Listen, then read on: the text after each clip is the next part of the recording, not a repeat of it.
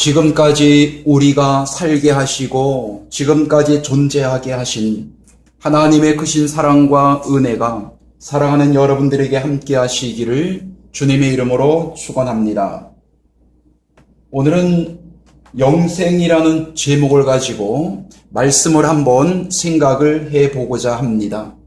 먼저 오늘 이 본문 말씀 속에 마태복음 19장 16절 22절까지의 말씀인데 한 청년이 예수님 앞에 나오게 됩니다. 선한 선생님이여 어떻게 하면 영생을 얻을 수가 있습니까? 그때 예수님께서 계명들을 지켜라. 이 모든 계명을 다 지켰습니다. 내가 무엇이 부족합니까? 라고 부자 청년이 말합니다. 그때 예수님께서 내게 있는 재산을 다 팔아서 가난한 사람에게 주고 하늘에서 내게 보화가 있거들랑 와서 나를 쫓으라. 이런 말씀을 해주고 있습니다. 여기서 중요한 말씀은 무슨 선한 일을 하여야 영생을 얻으리까? 라고 하는 말씀이 됩니다.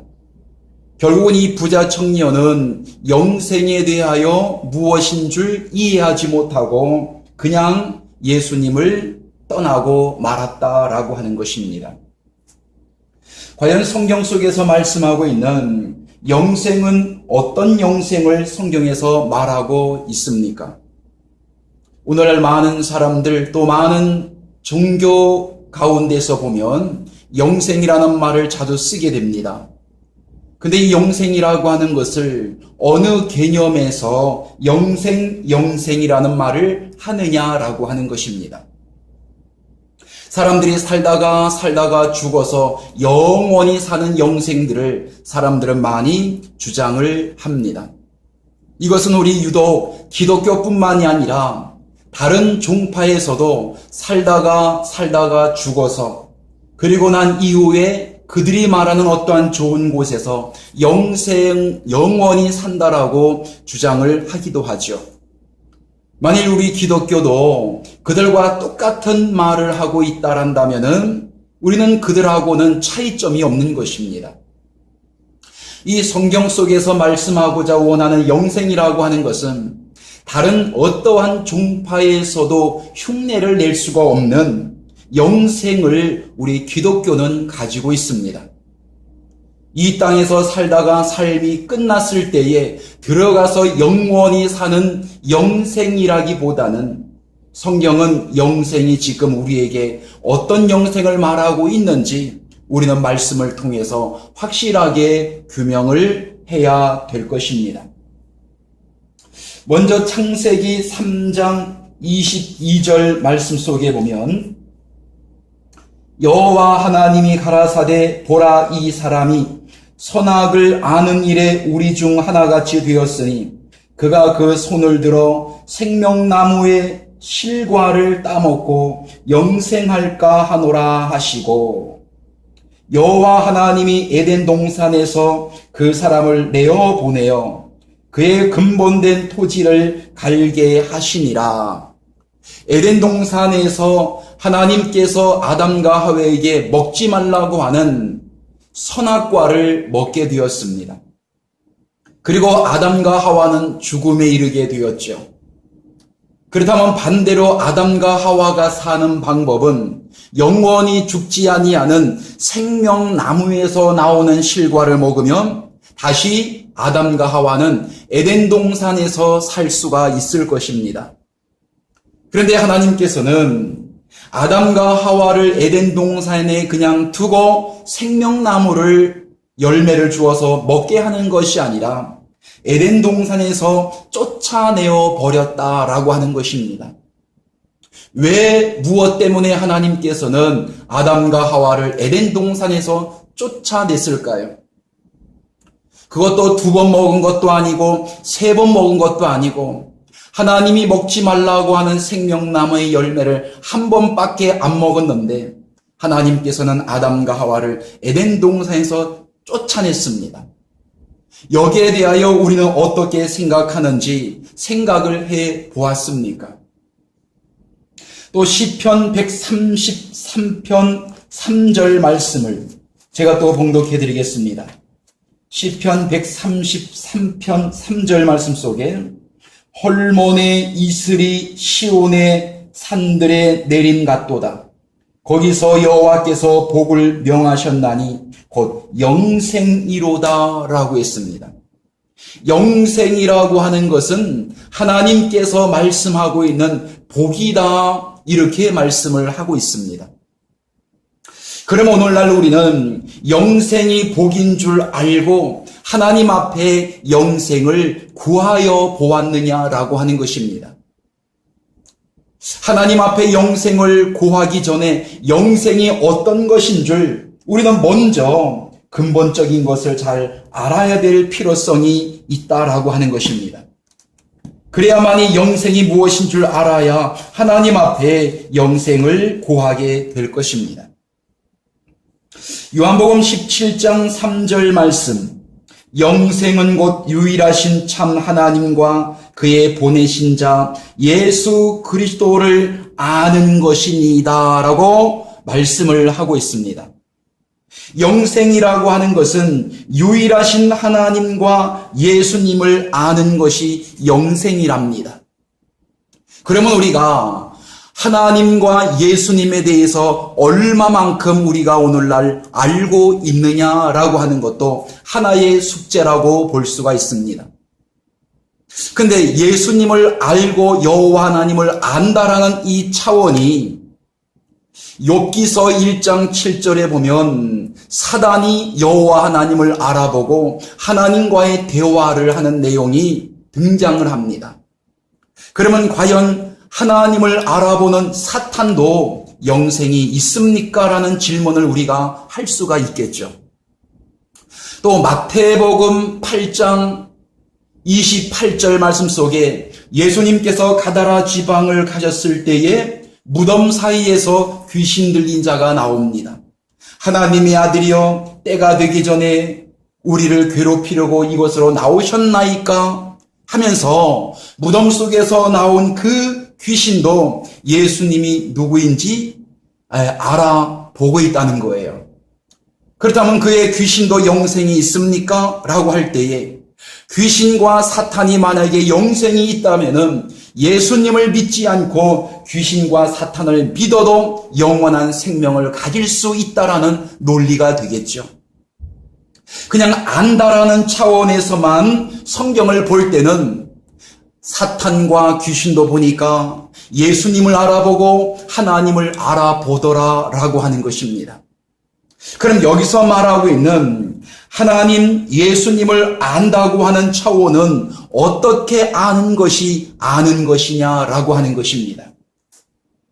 원문을 제가 조금 보게 되면 영생이라고 하는 것은 영이라고 하는 것은 아이오니스라고 하는 의미를 갖고 있는데요. 이 헬라 의미는 영원한 것, 끝이 없는 이런 내용을 내포하고 있습니다. 그리고 생이라고 하는 이 말은 조에 이런 말을 쓰고 있는데요. 생명을 의미하고 있습니다. 이 생명은 영원한 생명, 끝이 없는 생명을 의미하고 있는 것이죠. 그렇다면 성경 속에서 말씀하고 있는 생명이라고 하는 것은 얼마나 끝이 없고 영원한 것을 말하며 그 생명이라고 하는 상태가 어떤 것을 말하고 있느냐라고 하는 것입니다. 이 안다라고 하는 이 말은 원어에서 보면 기노스코라고 하는 말입니다. 기노스코라고 하는 이 말은 단순히 나는 당신을 잘 알고 있습니다. 당신은 나를 알고 있습니까? 라고 하는 이 차원을 얘기하고 있는 것이 아니다라고 하는 것입니다. 그럼 영생이라는 이 차원이 성경은 어떻게 우리에게 말씀하고 있는지 요한일서 5장 20절을 제가 또 읽어드리겠습니다. 또 아는 것은 하나님의 아들이 이르러 우리에게 지각을 주사 우리로 참된 자를 알게 하신 것과 또한 우리가 참된 자 곧 그의 아들 예수 그리스도 안에 있는 것이니 그는 참 하나님이시오 영생이심이니라. 여기서 말씀하고 있는 안다라는 차원은 기노스코라는 말을 써서 단순히 아무개를 안다 이 차원에서 끝나는 것이 아니라 여기서 기노스코 아는 차원은 그의 아들 예수 그리스도 안에 있는 것이니 그는 참 하나님이시요 영생이다 라고 했습니다. 하나님 예수님 그분이 영생이신데 그분과 함께 되어졌을 때 그 사람은 영원한 생명 영생이다 라고 하는 것입니다. 사람들은 살다가 죽어서 천국에 가든지 극락에 가든지 영원토록 죽지 않고 사는 영생을 말하고 있지만 성경에서 기노스코 하나님을 아는 그의 영생이라고 하는 것은 영생이 되시는 예수 그리스도 그분 안에 내가 함께 그분과 존재하고 있는 것을 성경은 영생이라고 합니다. 그래서 영생은 살다가 천국에 들어가서 영원히 사는 영생을 의미하기보다는 지금 현재 영생을 성경은 말하고 있다는 것입니다. 요한복음 3장 16절 하나님이 세상을 이처럼 사랑하사 독생자를 주셨으니 이는 저를 믿는 자마다 멸망치 않고 영생을 얻게 하려 하심이니라 라고 말씀을 하고 있습니다. 영생은 오직 예수 그리스도 그분을 영생이라고 말하고 있습니다. 그리고 영생이시는 예수 그리스도 그분 안에 내가 함께 연합되어져 있을 때 지금 현재에 바로 여러분들은 영원한 생명이요 영생을 얻었다. 성경은 우리들에게 이렇게 말씀하고 있습니다. 요한일서 5장 9절 13절 말씀 만일 우리가 사람들의 증거를 받을진대 하나님의 증거는 더욱 크도다. 하나님의 증거는 이것이니 그 아들에 관하여 증거한 것이니라. 하나님의 아들을 믿는 자는 자기 안에 증거가 있고 하나님을 믿지 아니하는 자는 하나님을 거짓말하는 자로 만드나니 이는 하나님께서 그 아들에 관하여 증거하신 증거를 믿지 아니하였습니다. 또 증거는 이것이니 하나님이 우리에게 영생을 주신 것과 그 생명이 그의 아들 안에 있는 그것이니라. 아들이 있는 자에게는 생명이 있고 하나님의 아들이 없는 자에게는 생명이 없느니라. 내가 하나님의 아들의 이름을 믿는 너희에게 이것을 쓴 것은 너희로 하여금 너희에게 영생이 있음을 알게 하려 함이니라. 바로 이 말씀은 요한일서 5장 10절로 13절 이 말씀을 우리에게 주신 것은 바로 오늘 이 마지막 때를 살아가고 하나님 영광을 이루하여 살아가는 성도들에게 예수 그리스도 안에서 그분을 통하여 영생이 있음을 알려주기 위하여 요한일서 5장 10절과 13절 말씀을 기록했다라고 하는 것이죠. 또한 로마서 6장 23절 죄의 삭은 사망이요 하나님의 은사는 그리스도 예수 우리 주 안에 있는 영생이니라. 하나님의 은사는 예수 그리스도 우리 주 안에 있는 영원한 생명이다라고 하는 것입니다. 성경에서는 이러한 은사가 있다라고 하는 것을 여러분 들어보셨습니까? 영원한 생명을 우리가 가지고 있게 된 것은 내 힘과 내 노력과 내 수고에 의하여 영생을 우리가 갖는 것이 아닙니다.